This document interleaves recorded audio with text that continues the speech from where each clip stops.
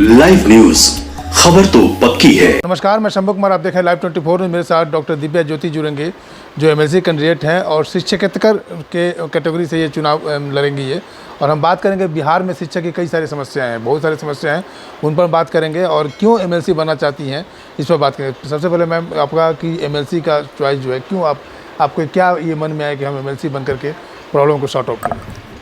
Sir, लगभग 20-22 वर्ष सामाजिक क्षेत्र में कार्य करते हुए, शैक्षणिक क्षेत्र में कार्य करते हुए बहुत सारे शिक्षकों से रोज़ मेरा संवाद होता था और शिक्षकों के साथ कार्य करते हुए खुद हमारे ही संस्थान में जो विभिन्न शैक्षणिक संस्थान हैं उसमें 500 शिक्षक कार्यरत थे और रोज़ उनसे संवाद के क्रम में यह हम लोग 2-4 होते गए कि वो बहुत सारी समस्याओं से वह संघर्ष कर रहे हैं। उनकी संघर्ष को देखते हुए और यह भी देखते हुए कि सरकार कई आए गए, बिहार में सुशासन का नाम लिया गया, लेकिन कभी भी यहाँ की शिक्षा व्यवस्था और यहाँ के शिक्षकों की समस्या को गंभीरता से उठाया ही नहीं गया। यहाँ की सरकार की सबसे बड़ी कमजोरी अगर है वह है यहाँ की शिक्षा व्यवस्था, बिहार की शिक्षा व्यवस्था। पटना जैसे राजधानी में रहते हुए भी आज भी अगर आप कहें कि पटना में कोई मॉडल स्कूल हो, पटना में कोई ऐसा बढ़िया विद्यालय और महाविद्यालय हो जहां जाकर आप शिक्षा की उच्चतर व्यवस्था तो देखें ही, शिक्षकों को भी संतुष्ट देखें, तो वह आपको नहीं मिलेगा। शिक्षक भाइयों बहनों का जो समस्याएं थी उसने मुझे बार बार इस बात के लिए मजबूर किया और उनकी आवाज़ जो थी, उनका कहना था कि आप आगे आइए, आप कर सकती हैं, आप हमारी आवाज़ बन सकती हैं, तो आप हमारी समस्याओं को एक प्लेटफॉर्म दीजिए, हमारी समस्याओं और संघर्षों की आवाज़ बनिए। और उनके बार के डिमांड पर ही मुझे यह विचार करना पड़ा कि सरकार से अगर लड़ना है, सरकार से अगर उनकी बातों को मनवाना है, अगर उनको अधिकार दिलाना है, तो जितना भी हम शिक्षा क्षेत्र में काम कर लें, लेकिन सरकार से बिना दो चार हुए हम इस काम को पूरा नहीं कर पाएंगे। इसलिए मुझे एमएलसी के चुनाव के लिए आगे आना पड़ा। सबसे बड़ी बात है कि सरकारी शिक्षक की बात करें, जो महिलाएं शिक्षक हैं, आप महिला हैं, उनकी एक सबसे बड़ी समस्या है कि ट्रांसफ़र पोस्टिंग को लेकर के वो हमेशा चाहती हैं कि गृह जिला या ब्लॉक, हालांकि इस समस्या को निदान किया गया, लेकिन उसके बाद भी बहुत सारी महिलाओं को कई सारी कठिनाइयों का सामना पड़ रहा है। इस पर आप लोग फोकस कर रहे हैं, करेंगे? बिल्कुल। महिलाएँ, देखिए, महिलाएँ आज आधी आबादी है और शिक्षा के क्षेत्र में तो खास करके आप देखिएगा तो 60 से 70% महिला शिक्षिकाएँ हैं।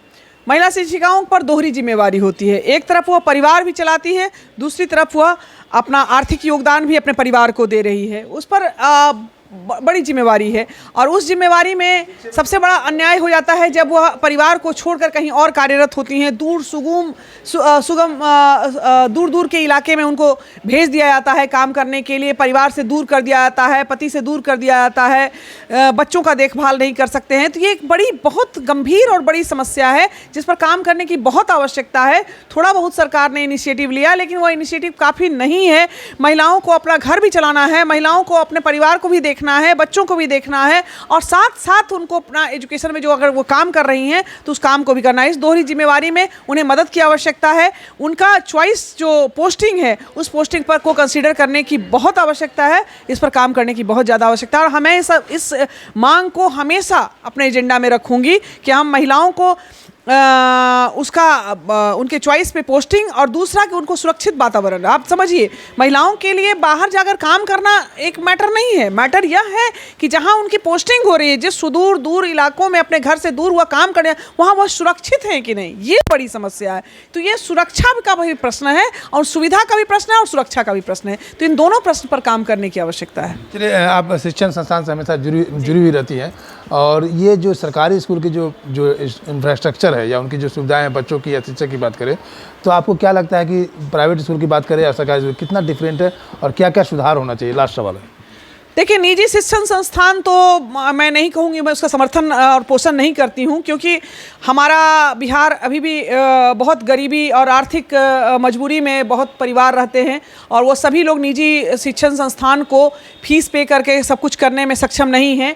शिक्षा पूर्णतः मुफ्त होनी चाहिए, निःशुल्क होनी चाहिए। सरकार क्या इंफ्रास्ट्रक्चर उसके लिए तैयार होना चाहिए, सरकार को सक्षम होना चाहिए कि उनको यह व्यवस्था दे सके। लेकिन दुर्भाग्य तब होता है कि निजी शिक्षण संस्थानों में सारी सुविधाएं मिलती है, उनको व्यवस्था मिलती है, एजुकेशन का अच्छा माहौल मिलता है, उनको आधुनिक शिक्षा मिल पाती है, उनको अच्छा लैब मिल पाता है, वो सब कुछ है, लेकिन वो पेएबल है। जो पे करने में यहाँ के का परिवार, यहाँ के विद्यार्थी नहीं सक्षम है, और उसके लिए तब सरकार को सोचना होगा कि एकदम उससे पैरेलल या उससे बेहतरीन हम व्यवस्था, सरकार बहुत मौजूद है भाई, आपके पास सब कुछ है, आप कर सकते हैं, तो आपको अपने शिक्षण संस्थान को अत्याधुनिक करने की आवश्यकता है। आज के डिमांड के हिसाब से आधुनिक करने की आवश्यकता है, चाहे बिल्डिंग का मामला हो, चाहे उसमें इंफ्रास्ट्रक्चर का मामला हो, चाहे उनके प्रयोगशाला का मामला हो, चाहे उनको तकनीकी लैब का मामला हो, और कंप्यूटर से वेल इक्विप्ड का मामला हो। आज के AI तकनीक के युग में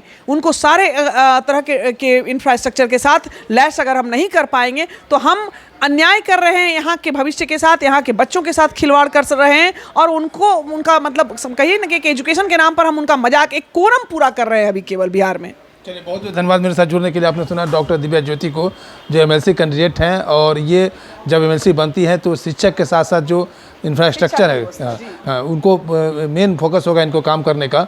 तो आई होप कि ये खड़ा होंगे MLC में, तो आप लोग इनको वोट दीजिए और जिताने की कोशिश कीजिए, शिक्षा में सुधार करने का काम करने का मौका मिलेगा। मैं शंभू कुमार, कैमरा जर्नलिस्ट राजेश के साथ, पटना। लाइव न्यूज, खबर तो पक्की है।